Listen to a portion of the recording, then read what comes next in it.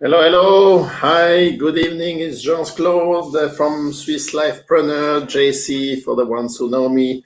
Glad to see you tonight. And I am very happy to be here. And actually, as you have maybe seen yesterday, I started this series with episode 0, where I'm going to go live on a different platform on YouTube, where you can actually click the subscribe button when you are watching this on YouTube, or you can give a like, you can leave a comment. The same in our Swiss Lifepreneur affiliate group. I'm going to also share that to that group, or on this Facebook page that is my personal page, because I think that I get so many people that are asking me questions, that are telling me via Messenger who I am and so on. So I decided that writing posts is a nice thing, but actually having the possibility to go live is also another very nice feature. So I decided to do that too.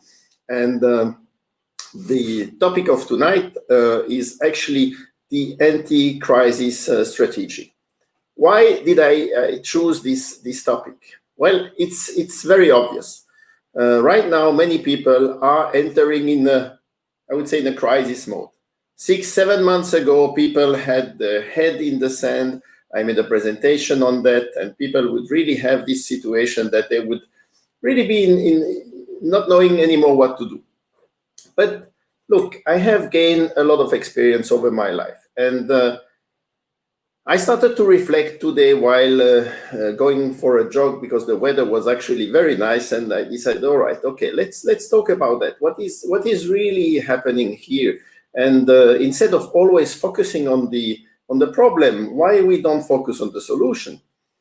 Look, over the years, over my career, over my professional career, I have seen actually so many crises of many types. You have health crisis, you have financial crisis, you have crisis because of the weather. You have so many different crises happening anywhere of the world. Of course, not always at the same place at the same time, or everywhere at the same time, better said. So sometimes you have also to reflect that, but you have also different type of crises. You have the crisis that can happen in your private life.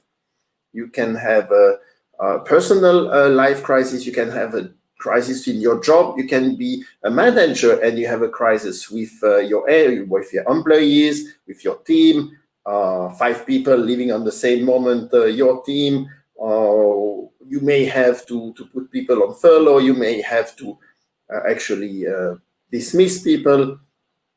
Many things like that happen all the time. And I have been thinking back, because of course I'm maybe not that old that I could talk about the war or things like that, but let's say I have been seeing crises that have affected my way of thinking, or the business that I've been working on over all these years. Because if you start to live out of your passion, and you are, let's say, in a sector or in a niche that is dedicated to tourism, to well-being, and you start to travel the world, then you start to face all these things, because everywhere things are happening in different places, right? For example, one of the things that really affected me was in the 9/11 thing. So of course, this was probably one of the things that really was major, that people started to think, all right, something is really, really different. And look, we continue to go to work, we continue to have our activities, and we found solutions, right? Or if I would even go a little bit more further back, in 1986, the Chernobyl thing happened. And maybe out of Europe, people did not really feel it. But in Europe, we started to have a situation where you were not able maybe to eat salads or vegetables from the garden. There were all kind of warnings, etc. And it was a terrible thing. And probably the information was not as good as it is today. Maybe fortunately, maybe not. Who knows? I'm not here to judge that. But it was in 86. It was in the middle of 86. And nevertheless, I decided in December to leave Switzerland and to move to the Maldives, because I had this dream to go to the Maldives and to stay there for as long as possible. And did I change my mind because of a crisis? Actually not, because I thought, well, the world will continue, and maybe the younger you are, the more or the less affected you are with these things. So you try to tend to search for solutions as well, and maybe you say, okay, these things will pass, and effectively they pass, and life continue, life goes on. And you have crisis about the weather, and I have many friends, for example, in Indonesia, they had the volcano, they had terrible storms, and all of things that can happen. And look, people are still there, the people are living there, they find solutions. They don't always focus on the problem, they focus on the solution. And that's the moment where you start to be really, I would say, effective. The moment you start on focusing on the solution and not on the problem anymore, then you win. But some people do still remain in the problem phase. If you watch the news, if you watch television, if you read the newspaper, listen to the radio, all the time you can be in this situation, or in this, I would call it the depressive mode, because you listen all the negative things of the world. And the more you are connected nowadays, the more news you are receiving.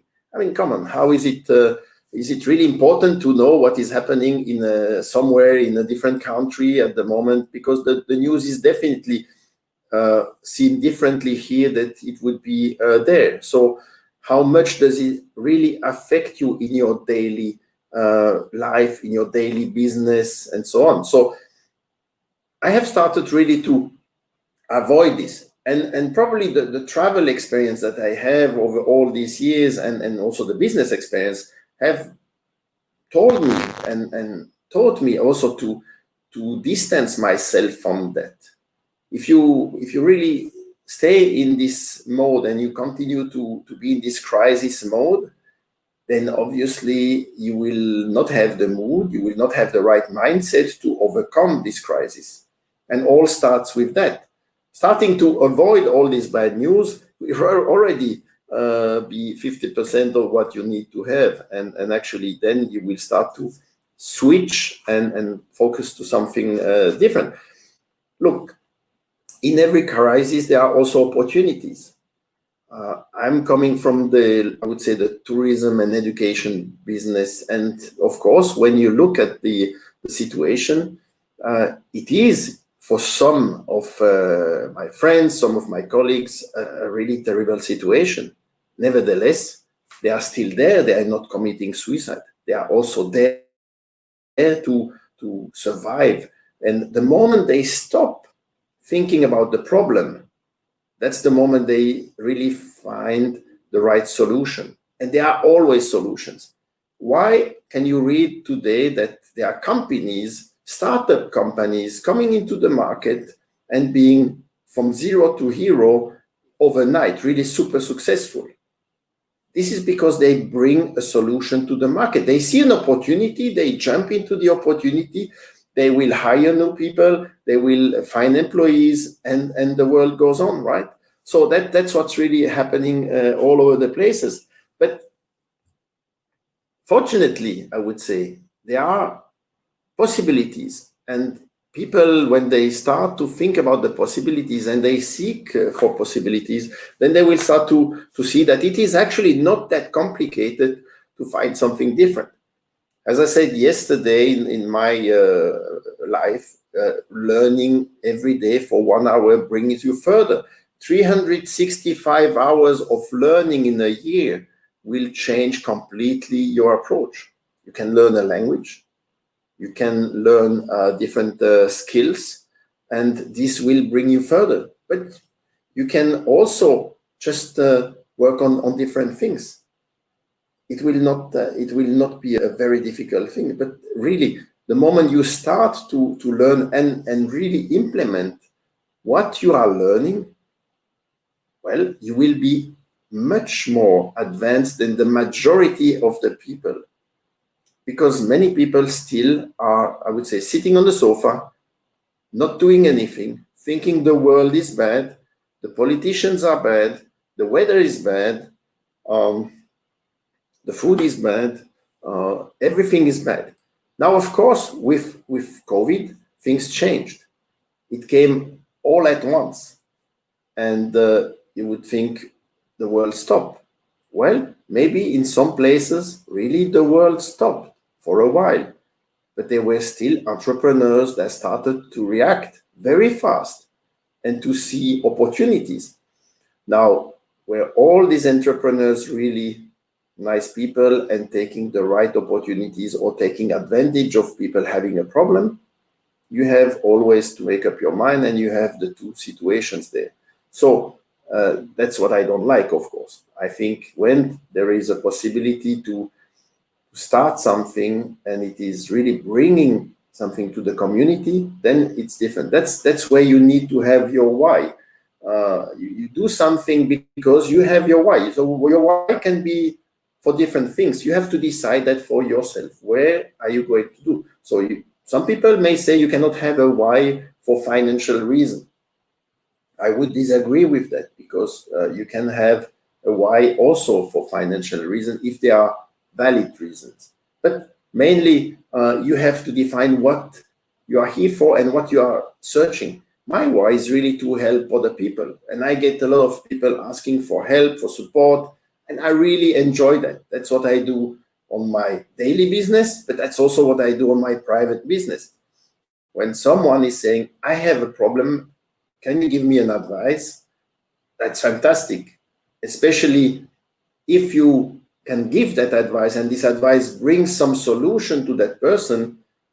It's not about money. It's just about to help a person to overcome a difficult situation. And here I have to say, sometimes experience helps.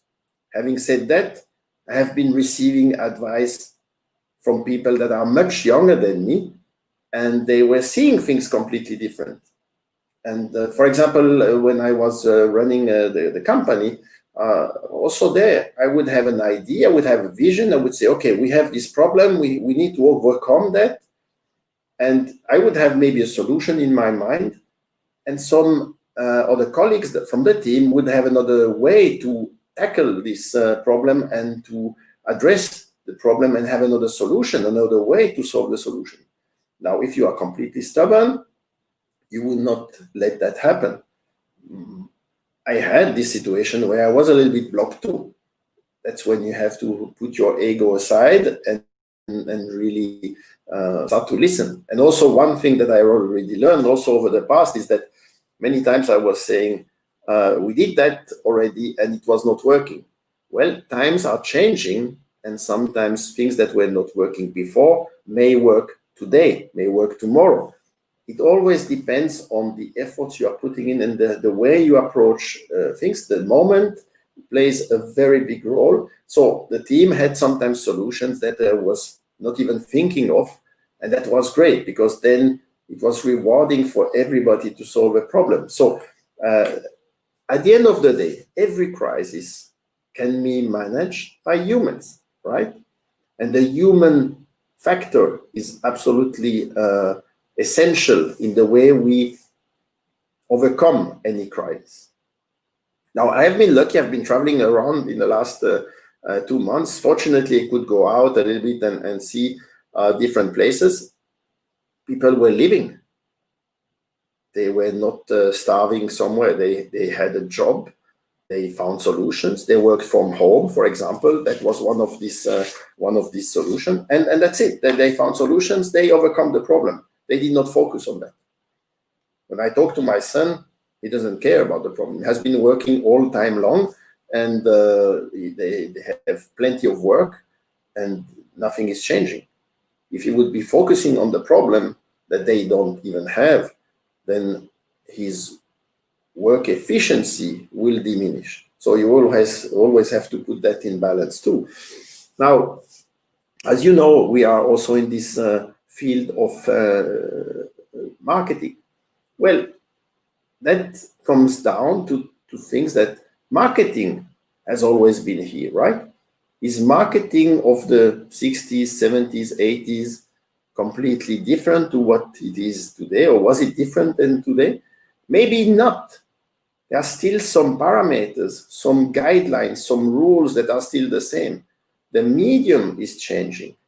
So today, everyone can become a marketer, which is actually phenomenal, because when I did my apprenticeship, nobody almost was able to type on a typewriting machine. We didn't have computers, we didn't have correction programs and so on. Today, people are very fast typing with 2, 3 fingers, and nobody is caring about that. So they have the solution of that. They know how to start a program, they know how to run social media, and they can find guidelines everywhere, and that's where they become entrepreneur. Tomorrow I'm going to talk about the 20/80 rule. In some countries, a different rule, and I will talk about that too. But actually, when you enter this, let's say, this way of becoming maybe an entrepreneur or self-employed or willing to increase your income, you can take decisions. You can find solutions to problems, because there are still some people, they have to do something today that they don't like to do, because the problem is they lost their job and they hate what they have to do, because they had maybe a dream job. They were maybe living under the sun, under the palm trees, and going diving or leading people in different touristic places. They were maybe working in hotels and so on. Maybe they lost their job, so they need to find solutions. So are you really willing to go to work for, let's say, a construction company? And I really don't have anything about construction company, but if I would have to go to work in a construction company and have done this when I was needing to do it because I needed money, well, I have 2 left hands, so I was maybe not the best efficient person, so I had to find a solution as fast as possible. Today, you have the possibility to find a solution at the comfort of your home. You just have to put the efforts. You have to put the consistency in what you are doing. You have to put the hours to learn. So you can have your 9-to-5 job that you maybe not like right now, and you have the possibility to really learn a few things. Don't fall into any shiny object. Don't listen all of the gurus that tell you will become millionaire overnight. So I have done a few posts on that. Just go back to this and you will see that this is there are a lot of shiny objects, and yes, you can have the Lamborghini, the private jet, and the super villa. At the end, you still have to do the job, but you can do the job by learning, implementing, and being guided. So that's one thing that I really did, and actually I'm going to have a post in about 2 hours. I'm going to have a post on my Facebook page, and you will see that I have to be pushed sometimes too. You get kicked in your butt if you don't do the work, and that's what everyone needs, and that's why you having a coaching experience is really nice. And actually, by the way, I just read that the Lakers just after 10 years became champion of the NBA again. I'm not a special NBA or basketball fan, but I think it's wonderful. And I read that actually that they were not champion for 10 years. So they were also in kind of a crisis. You know, when you have super good players and they leave, or you have super good players and they don't perform, then everything starts to play a role. You have the pressure. You have the pressure of the sponsors. You have the pressure of the public. So they are also facing a crisis. How do they come out of this crisis? I would say the very first part of that is having the right mindset. And we will talk about one of the further episode about mindset, about the work willingness and things like that, and the focus. So we will talk about that. But really, what I wanted just to address today is to say any crisis can be overcome. You have a lot of hurdles, and you can overcome all the hurdles of the world. You just have to be ready to do it, and you have to be focused on the solution and not on the problem. And I hope that the people that are joining here are also going into this direction, and definitely what was yesterday can be different today or tomorrow. I would also say don't procrastinate. Just do it today and don't wait until tomorrow to start. And so you have a lot of possibilities that are out there. I've seen people that were really 6-7 months ago with their shoulders like that and really completely depressed. They would not talk, they would not smile anymore. And look, we gave them some solutions. We told them what to do. We changed their mindset. We told them how positive it can be, because there are always solutions, especially with the digital world. And people started to do even better business than before. Differently, but better. Would they come back to what they had before? Probably not, because also we have to face it. It will never be like it was before. There are different opportunities, there are different solutions, and different business opportunities too. So that's what I would like to really encourage you to look. So at the end, as I said, it's a human factor. It's the fault of nobody, and it's not your fault either. Well, I would say if you still put your head in the sand and you do not want to overcome any situation, then yes, at the end, it's your fault. Don't blame anybody else. Everyone can do anything.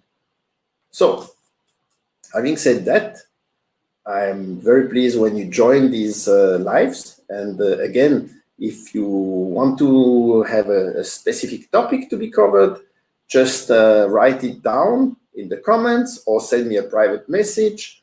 Give it a like, whatever you want. It's super nice to be able to show my face, so you know that I have an accent. I have this French accent. I'm Swiss. Nobody's perfect, and that I will be there tomorrow again. All right. I wish you a very nice day, evening, night, depending where you are and when you are watching that. By that, I say ciao. Thank you.